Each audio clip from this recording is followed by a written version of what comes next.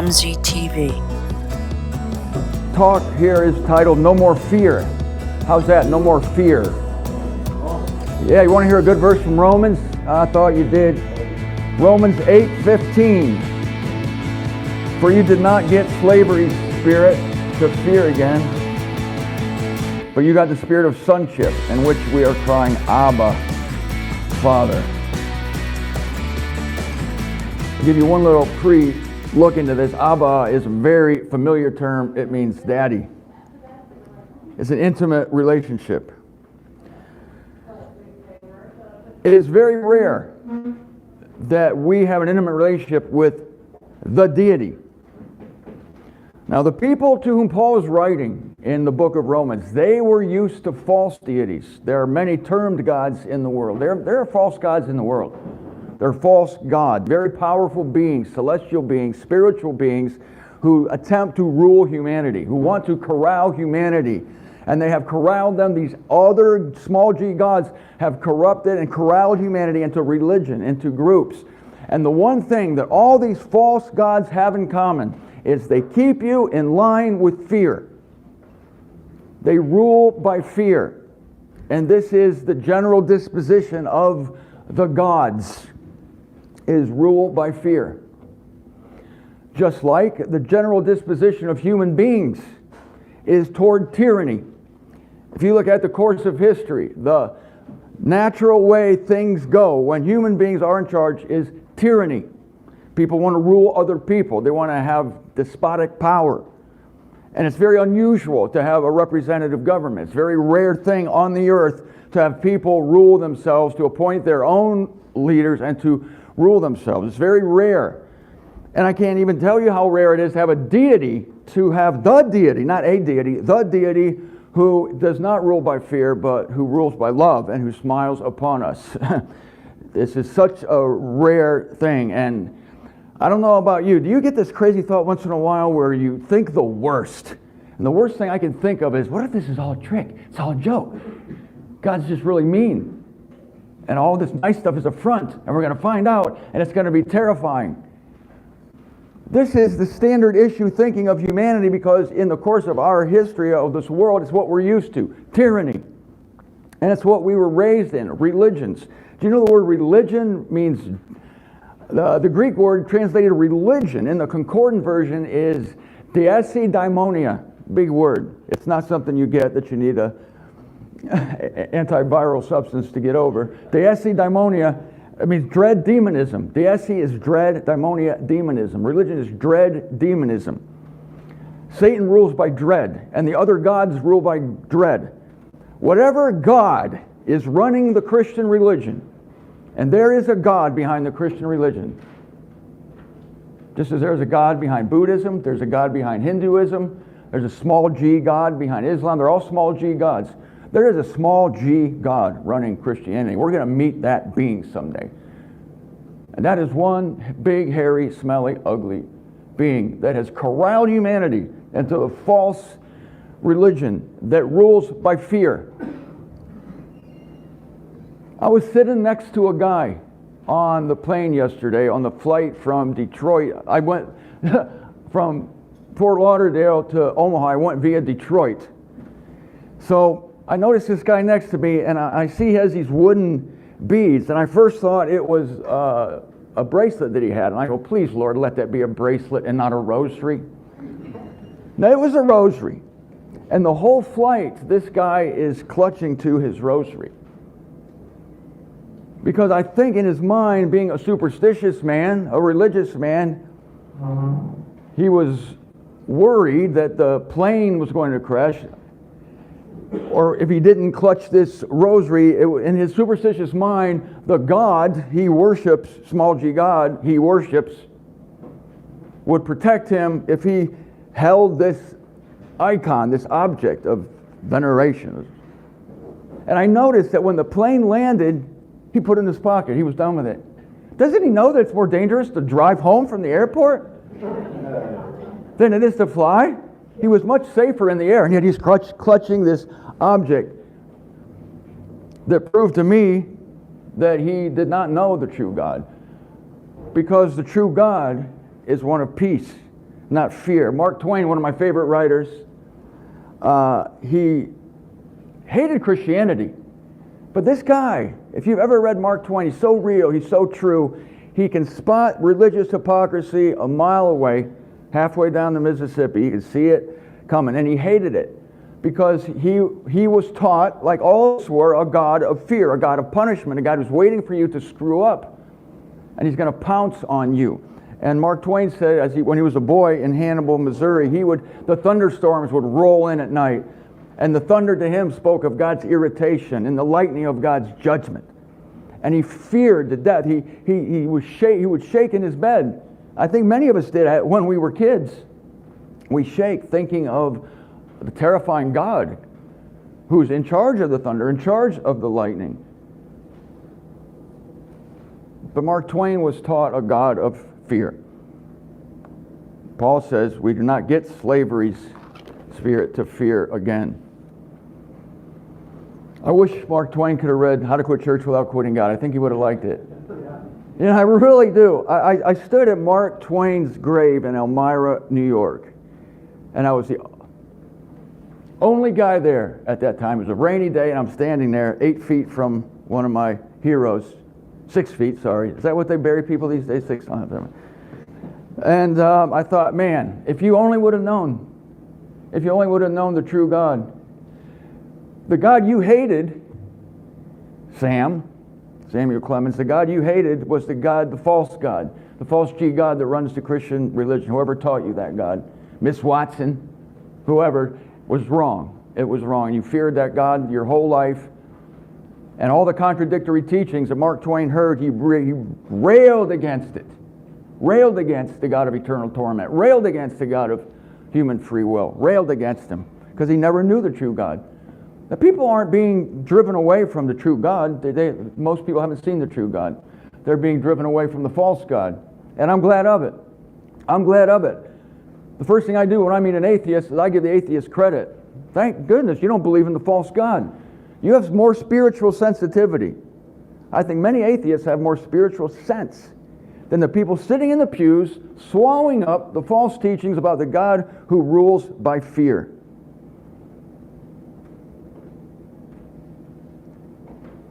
You know, worry kills more people than war. I wish I'd invented that phrase because it's so melodious. Worry kills more people than war. I read that from Mr. A. Enoch in the Concordant Commentary. If we could calculate the people who have died from anxiety, from worry, with the underlying reason being their fear of God, and even some of the people in the Christian religion, don't you think? Because this guy was probably a Christian who was sitting across the aisle from me on the plane. Don't you think that they fear? Don't you think that they're a misstep away from disappointing their small d deity? Of course they are. They're not content. They're not happy. That's why they have to keep going to church. They have to keep going to the altar call. Their God demands it. Their God demands continual devotion, continual renewal of dedication. Man, that's what I went through in the Catholic Church. What was confirmation? What was confession? It was a renewal. Many of you have probably been baptized more than once. It's a renewal. You never know. You might not have done it right the first time. It's terrifying. It's a rule by fear. And of course, Christians, we know, want to scare you into heaven.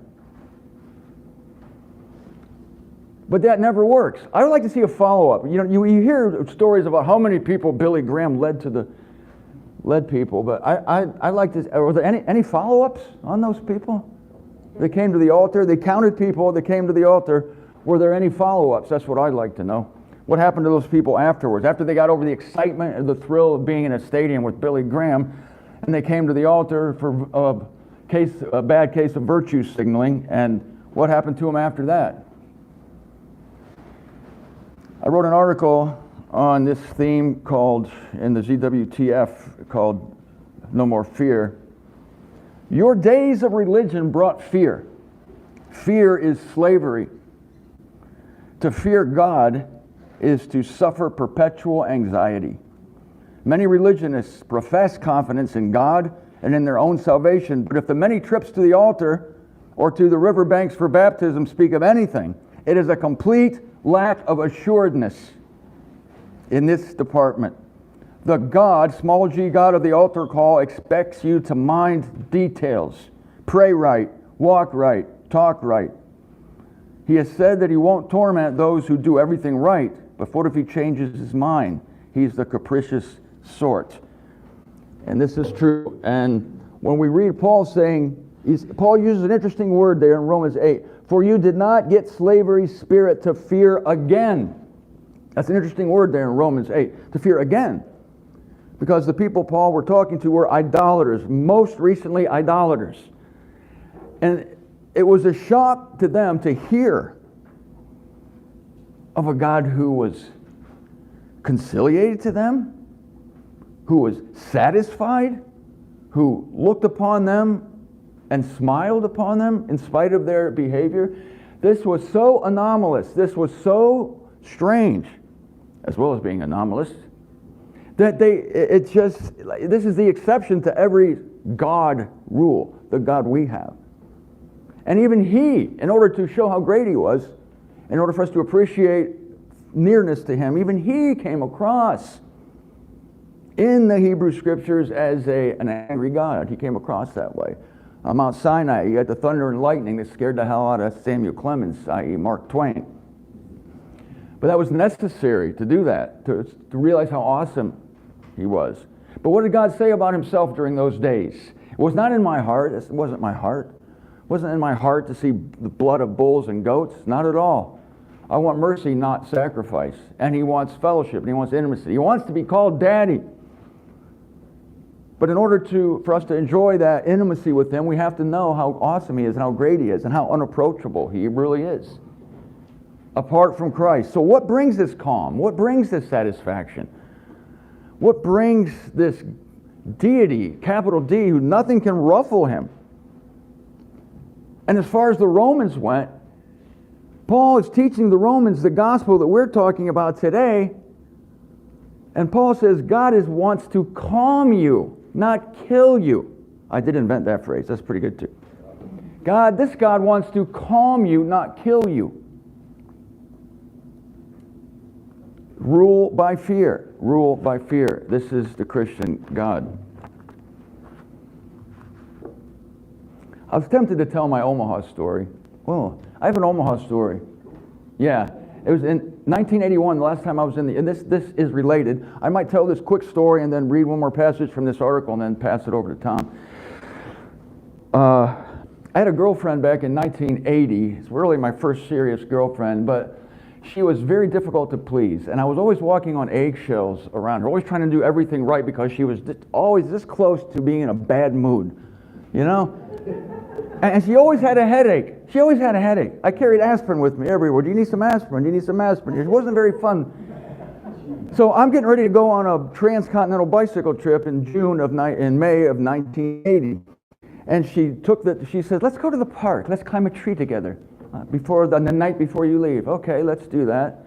I'm scared to death, just like these false gods. And I worship this girl, right? So we climb a tree and she proceeded to break up with me in that tree before I left. What? You know, when the bough breaks, the cradle will fall, I guess. So I was really depressed. I was leaving the next day with my friend to fly to Los Angeles, where I'd never been out west before. We put our two bicycles in the belly of the plane, flew to LAX, June 6, 1980, took our bikes out, pedal bikes, mind you, with our packs, and we started pedaling across the city of Los Angeles on our way to Boston, Massachusetts.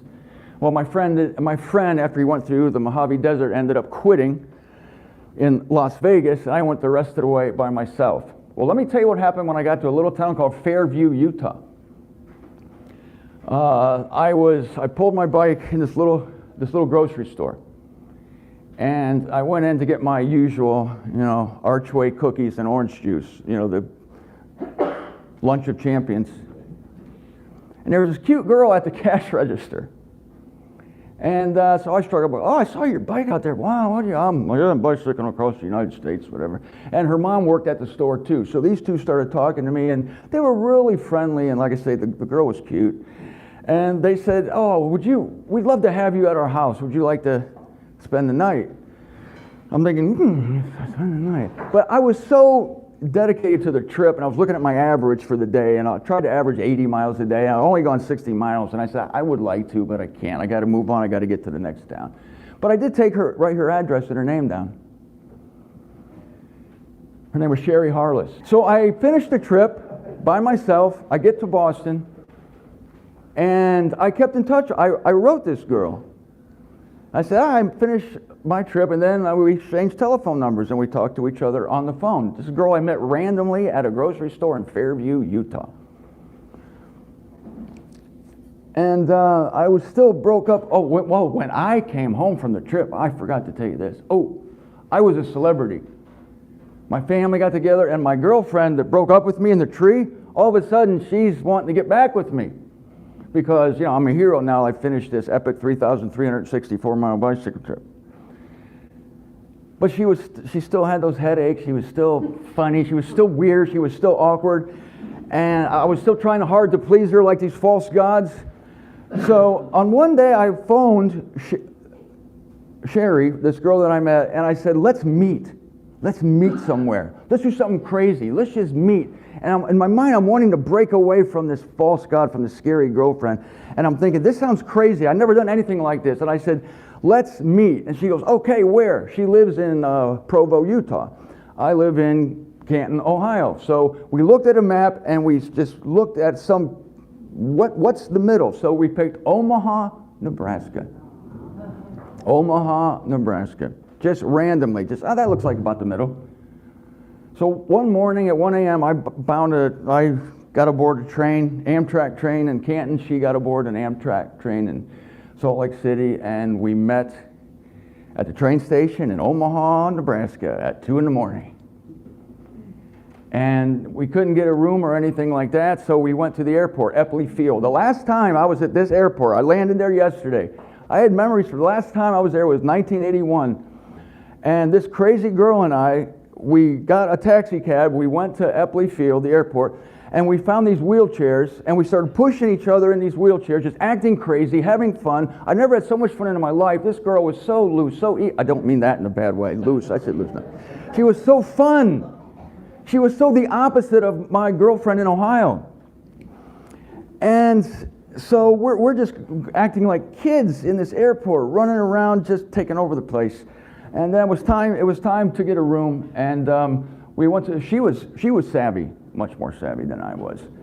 We got to a hotel, and I remember the clerk, she was standing behind me, and I'm just a kid. I'm very innocent. I'm a virgin. I have I'm just a nice boy. What am I, 19, 20 at this time? All right, so the clerk says, would you like one bed or two? I said one. I mean two. I said two. I said two. I said two. I was being the gentleman. So we get to the room. There's only one bed. I have a feeling she was standing behind me. When I said two, she's going. I just think that. But anyway, we had a wonderful time in Omaha for 2 days. We went to the Mutual of Omaha building. We ran up and down the steps like kids. And I realized then that there were other girls in the world that were fun, other girls in the world where you could be yourself, where you could relax, and we would write poetry together. I mean, in 2 days, we just had fun like kids. It wasn't a sex fest. It was a fun fest. I wasn't there for that. She wasn't there for that. But she did ask me, where did you tell your parents you went? Where did you tell them you went? I told my parents I went to Omaha to meet some girl. She goes, you told your parents that? And they were fine with it? Yeah, my parents are cool. I said, what did you tell your parents? Well, I told them I was going to Provo to study. Oh, I said, oh yeah, you're a Mormon. You're a Mormon? She goes, yeah. But then she says, I'm a bad Mormon. I said, well, that's the best kind.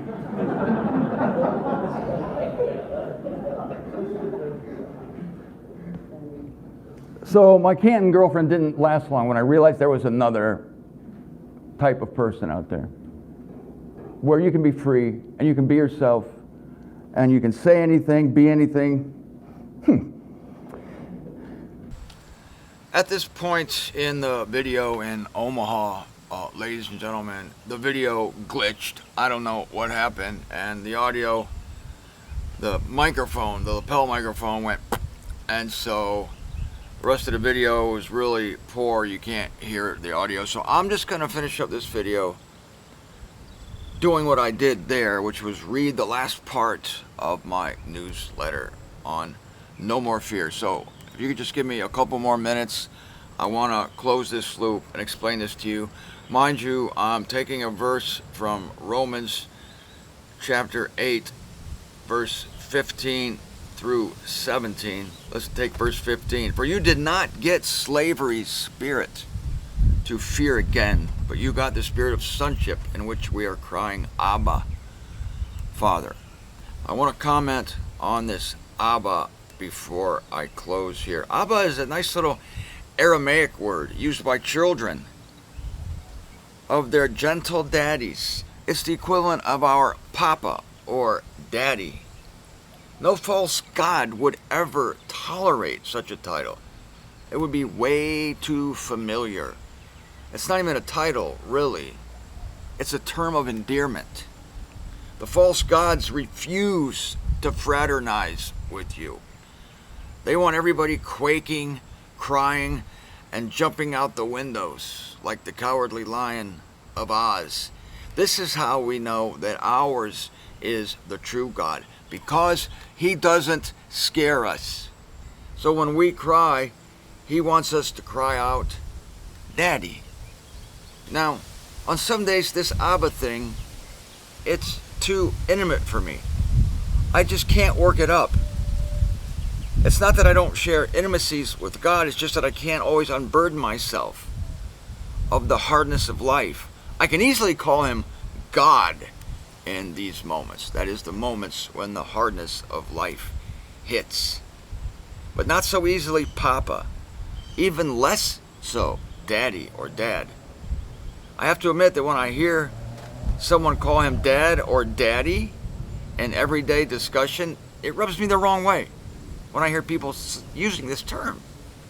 To me, he's too almighty for this title in the midst of common discourse.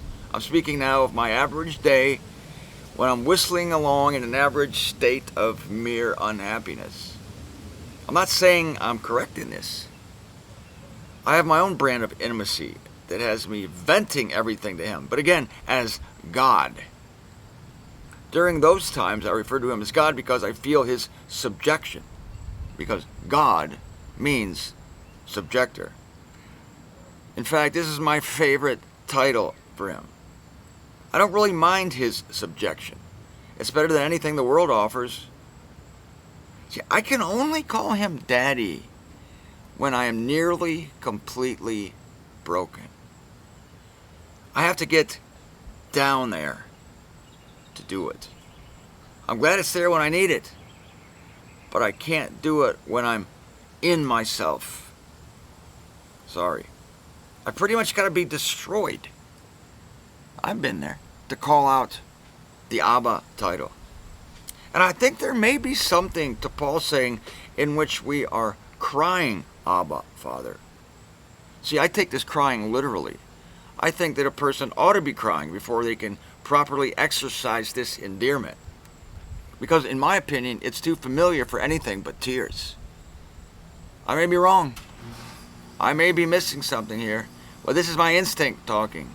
Perhaps it's my personal preference. No one can even cry Abba, really, unless they have come up through the previous chapters of Romans. One has to have come up through the justification of chapters 3 and 4 and the conciliation, that is, the peace of chapters 5 through 8 before one can call the Almighty God, even while one is broken in bed, Abba. This is why Paul waits until the end of chapter 8 to unveil it. So here are two more things that no false wannabe God ever dreamed of. Justification and conciliation. Those two things I just mentioned. Justification is God pronouncing you righteous in spite of what you do because he sees you through Christ. That's a great thing. And conciliation is peace. Peace is what you feel after God has told you that you're righteous, that you're good, that you're cool, that you're great, that you're all right with him. What false god wants his devotees thinking of themselves as right and beyond sight of condemnation? No, they don't want that. That would be the consummation of the false god ego trip. And they're all on ego trips, especially the monster that I call the Christian God. The true God is different. He says, this is what he says. The true God says this: I'll make it so that my children can't sin their way out of my favor. They can't. No matter how hard they tried, they can't sin their way out of my favor. And then I'll make it so that they become my best friends, which is peace. This is justification. You can't sin your way out of God's favor. And peace, conciliation, based on the fact that you know that you can't sin your way out of God's favor. I'll make it so they become my best friends. That's what the true God says. And only when we realize that we're justified, that is, declared to be righteous, and conciliated, that is, that we have peace with God because he's at peace with us, only then can we take the chance, but it's not really a chance, of jumping into this God's lap, the true God, and rubbing cheeks with him. And only then can we cry out, Abba, Father.